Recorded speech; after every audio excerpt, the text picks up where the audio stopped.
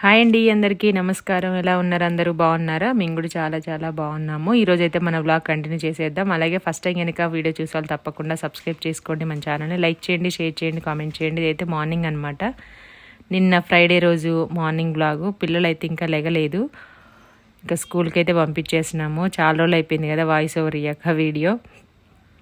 ఇప్పుడైతే నాకు దగ్గు రావట్లే, గొంతు కూడా పర్లేదు, బాగానే ఉంది. కాకపోతే కొంచెం బ్యాక్ పెయిన్, అలాగే ఇంకా మెడిసిన్ వాడుతున్నా కదా, కొంచెం డల్గా ఉన్నానమాట, వీక్గా. పిల్లలకి లంచ్ బాక్స్లోకి బెండకాయ కర్రీ చేస్తున్నాను.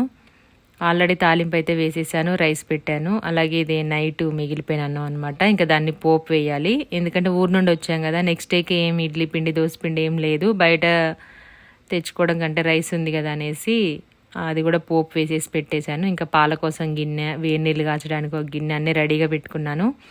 బెండకాయలు అన్నీ కొన్ని కొన్ని కట్ చేసుకుంటూ వేస్తున్నాను. ఆయిల్ ఆల్రెడీ హీట్ అయిపోయింది అనేసి ఇంకా అక్కడికక్కడే కట్ చేస్తున్నాను అనమాట. మీరేం స్పెషల్ చేశారు ఈరోజు సాటర్డే కదా, ఏం స్పెషల్ చేశారు? ఇక్కడ వచ్చేసి మార్నింగ్ లేచిన తర్వాత బాగా చల్లగా ఉంటుంది, అసలు లేవాలనిపించట్లేదు, బద్ధకంగా ఉంటుంది. మెడిసిన్స్ వేసుకుంటా కదా, నాకైతే ఇంకా మత్తుగా ఉంటుంది అనమాట నిద్ర. అస్సలు మధ్యాహ్నము నైటు మొన్నటిదాకా నిద్ర ఇంకెట్లయినా లేవాలి, తప్పదు స్కూల్ అంటే. ఇంకా సాటర్డే వచ్చిందంటే హ్యాపీగా అనిపిస్తుంది. సండే కంటే సాటర్డేనే హ్యాపీగా అనిపిస్తుంది అనమాట, ఎందుకంటే రేపు హాలిడే అనే ఫీలింగ్ ఉంటుంది కాబట్టి సాటర్డేనే ఎక్కువ హ్యాపీగా ఉంటుంది. సండే రోజు మధ్యాహ్నం ఈవినింగ్ అవుతుందంటే చిన్నప్పుడు కూడా అబ్బా మళ్ళీ రేపు మండే కదా అని ఏమవుతుంది అంటే కొంచెం మళ్ళీ లేవాలి, స్కూలు కాలేజు. ఇంక ఇప్పుడైతే అమ్మాయిన తర్వాత కూడా పిల్లలతో పాటు ఎప్పుడు హాలిడేస్ వస్తాయా అని ఎదురు చూడాల్సి వస్తుంది. పేరెంట్స్కి కూడా, మెయిన్ అమ్మలకి అంత పొద్దున్నే లేవాల్సిన అవసరం ఉండదు కాబట్టి కాసేపు ఒక 1/2 అవర్ 1 అవర్ అలా ఎక్స్ట్రా పడుకోవచ్చు, లేదా పడుకోపోయినా నిదానంగా చేసుకోవచ్చు అనమాట వర్క్స్ అనేవి. ఇక్కడ చూడండి, నేను బెండకాయ కడిగి దానిపైన పెట్టేసుకొని డైరెక్ట్ గిన్నెలోనే కట్ చేస్తున్నాను. చాకు అయితే అలవాటు ఉంటే ఫాస్ట్గా చేసేసుకోవచ్చు.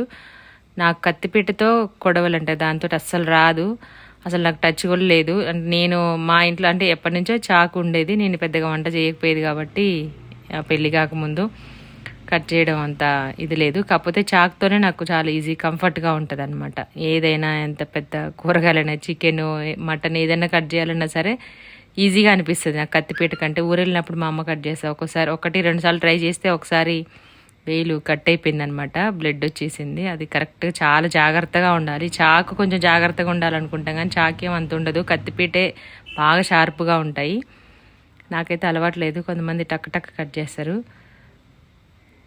ఇంకా బెండకాయ కర్రీ అయితే చేశాను, లేట్ అవుతుందనేసి ఫ్లేమ్ కొంచెం పెంచాను అనమాట హైలో. అందుకే తర్వాత గిన్నె చూడండి అడుగంటుతుంది. ఆయిల్ తక్కువగా వేసాను, అందుకే హైలో పెట్టేసరికి కొంచెం ఇదైపోయింది.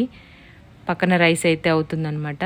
నెక్స్ట్ ఇంకా దోశకు కూడా నానబెట్టాను. దోశ అయితే ఇంకా మనకి ఏం టెన్షన్ ఉండదు, అలాగే పిల్లలు కూడా తినేస్తారు. టమాటా చట్నీ, పల్లీ చట్నీ, లేదంటే మా పిల్లలైతే బూస్ట్ వేసుకొని పాలల్లో కూడా తినేస్తారు. స్టవ్ మీద ఉండి పెట్టకూడదు అంటారు అన్నము, కాకపోతే నాకు అక్కడ అసలు ప్లేస్ లేదు. అటు సైడే మొత్తం గిన్నెలు ఉన్నాయి, ఇక్కడేమో బెండకాయలు కట్ చేసినవి అవన్నీ ఉన్నాయి. అందుకే ఇంకా వండిన దాని మీద కాకుండా కొంచెం పక్కకని పెట్టి బాక్స్లో రైస్ పెడుతున్నాను. 1 గరిటె 2 గరిటెలు పెట్టగానే చాలని మా పిల్లలు పక్క నుంచి మొత్తుకుంటూ ఉంటారు. మనం కొంచెం ఎక్కువ పెట్టినా స్కూల్లో తినేంత వరకు ఊరుకోరనమాట టీచర్స్. వాళ్ళకి తినబుద్ధి అవ్వకపోయినా అన్నం బాక్స్ మొత్తం తినాలని అంటారు. దీవెన బాబు అయితే ఖాళీ తీసుకొస్తాడు, దీవెన ఒక్కొక్క రోజు తీసుకొస్తుంది అనమాట కొంచెం. ఇంకా బాక్స్ అయితే పెట్టాను, ఇద్దరికి రైస్ పెట్టేసి కర్రీ కూడా బాక్స్లో వేసేసి పెట్టేశాను. కొంచెం కూల్ అయిన తర్వాత మూత పెడతాను. వేడిగా ఉన్నప్పుడు పెట్టామంటే కొంచెం హీట్కి వాటర్ వచ్చేస్తాయి అనమాట, చెమ్మ వస్తుంది. నెక్స్ట్ ఇంకా పాల ప్యాకెట్స్ కూడా నైటే తీసుకొచ్చాము, వచ్చేటప్పుడు మార్నింగ్ కావాలి. మళ్ళీ పిల్లల్ని దింపి వచ్చేసరికి లేట్ అవుతుంది, పిల్లలే పాలు తాగాలని ఏదన్నా. దీవెన అయితే ఎక్కువ తాగదు. ఇంకా ఆడపిల్లలకైతే కొంచెం ఈ ప్యాకెట్ పాలు, ఎగ్స్, చికెన్ కూడా కొంచెం తక్కువ పెట్టాలంటారు. ఇంకా పాలు అయితే చిన్నప్పటి నుంచి అంత అలవాటు లేదు, దీవెనకి బాగా అలవాటు అనమాట. వాడికి 1 ఇయర్ 1.5 ఇయర్ ఏమో అంతే ఫీడింగ్ చేసాం, కానీ తర్వాత ఇంకా ప్యాకెట్ పాలే అనమాట. అందుకే వాడికి బాగా పాలంటే ఇష్టం. బూస్ట్ వేసుకొని లేదంటే ఉట్టి పాలైనా మామూలుగానే తాగేసేవాడు. చిన్నప్పుడు ప్యాకెట్స్ ఉంటే చిన్నవి 15 రూపీస్వి 10 రూపీస్ ఉంటే డైరెక్ట్గా అట్లే కట్ చేసుకొని అట్లే మనం లస్సీ ఎలా తాగుతామో అలాగే తాగేసేవాడు అనమాట, పచ్చి పాలే. ఇప్పటికి కూడా పాలంటే బాగా ఇష్టం దీవెనికి. అడిగి మరీ తాగుతాడు. ఎప్పుడైనా మర్చిపోయినా సరే గుర్తు చేసి మరీ తాగుతాడనమాట. కొంతమంది పిల్లలు అసలు పాలు ముట్టుకోరు. కొంతమంది పాలు, పెరుగు, మజ్జిగ తింటారు కానీ నెయ్యి తినరు. కొంతమంది ఏమో పాలు తాగరు, మళ్ళీ పెరుగు తింటారు. కొంతమంది వెరైటీగా అంటే మనం కూడా కొన్ని నేను కూడా మొన్నటిదాకా నెయ్యి తినలేదు. ఒకలాంటి స్మెల్ అట్లా వచ్చేది. కానీ ఇంట్లో తయారు చేసినప్పటి నుంచి నాకేం పెద్దగా అట్లా స్మెల్ బయట కొన్న దాంట్లాగా అట్లా ఏం రావట్లే కదా. టేస్ట్ కూడా బాగుంటుంది. ఎక్కువ రోజులు డబ్బాలలో అట్లా లేకుండా ఉంటుంది కాబట్టి ఈ మధ్య స్టార్ట్ చేసామన్నమాట నెయ్యి తినడం. పిల్లలకు కూడా అలవాటు చేశాను. ఇంతకుముందు వామిటింగ్ చేసుకునేవాళ్ళు అనమాట, నెయ్యి స్మెల్ వచ్చిన అన్నంలో వేసినా సరే అట్లా. ఇప్పుడు మాత్రం బాగా తింటున్నారు. కాకపోతే కొంచెం టైం పడుతుంది. ఇక్కడ పోపు కూడా రెడీ చేశాను. తాలింపు అయితే వేస్తున్నాను అనమాట అన్నం.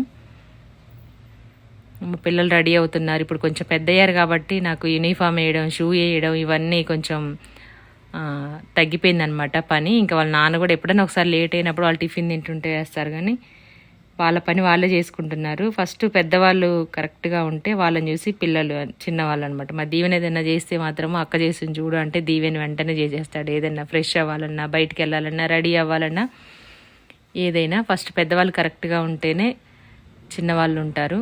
అంటే అందరూ అని కాదు, కొంతమంది మ్యాక్సిమం అట్లనే వాళ్ళ ఎఫెక్ట్ అనేది వీళ్ళ మీద పడుతుంది అనమాట నాకు తెలిసినంతవరకు.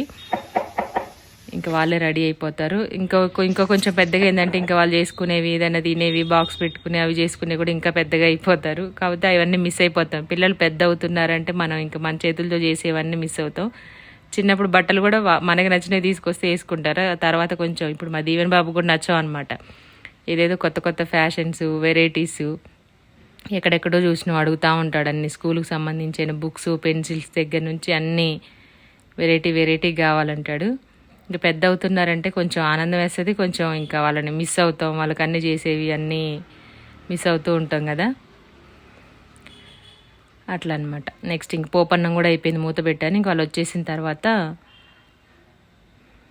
టిఫిన్ పెట్టేస్తాను. బాక్సెస్ రెడీ అయిపోయాయి. ఇంకా మార్నింగ్ ఇది పని అంతా అయిపోయిన తర్వాత దోశకైతే నానబెట్టాను అనమాట. మినప్పప్పు ఒకటే ఉంది, ఇడ్లీ రవ్వ లేదు. ఇడ్లీ చేసినా ఒక్క రోజే తింటారు, నెక్స్ట్ డే మళ్ళీ ఇడ్లీ అని అంటారు మా వాళ్ళు. అందుకే నేను మ్యాక్సిమం దోశ, కిచిడి, ఉప్మా ఎలాగో తినరు. ఎప్పుడైనా తాలింపు అన్నం, సేమియా ఉప్మా, సేమియా పాయసం ఇవే రిపీట్ చేస్తూ ఉంటాను. వీక్లో ఒక 4-5 టైమ్స్ ఇవే ఉంటాయి అన్నమాట. ఎప్పుడైనా పెసరట్టు, బోండా అట్లా చేస్తాను. ఏదైనా హాలిడే ఉన్నప్పుడు పూరి అట్లా చేస్తాను అనమాట, డీప్ ఫ్రై.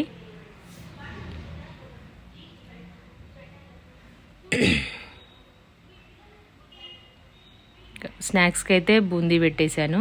ఇంకా బాక్సెస్ కూడా రెడీ అయిపోయాయి. ఇంకెవరి బాక్స్ వాళ్ళ దాంట్లో పెట్టేసి లంచ్ బ్యాగ్లలో పెట్టేస్తాను అనమాట. ఇక్కడితోటి అయితే మన వ్లాగ్ ఎండ్ అయిపోయింది. ఇదనమాట చిన్న వ్లాగు. ఇంకా వీడియోస్ అయితే కంటిన్యూగా వస్తూనే ఉంటాయి, చూడండి. ఫస్ట్ టైం చూసే వాళ్ళైతే తప్పకుండా సబ్స్క్రైబ్ చేసుకోండి, లైక్ చేయండి, షేర్ చేయండి, కామెంట్ చేయండి. థ్యాంక్ యూ సో మచ్ ఇప్పటి వరకు సపోర్ట్ చేసిన మీ అందరికి కూడాను పేరున చాలా థ్యాంక్ యూ సో మచ్.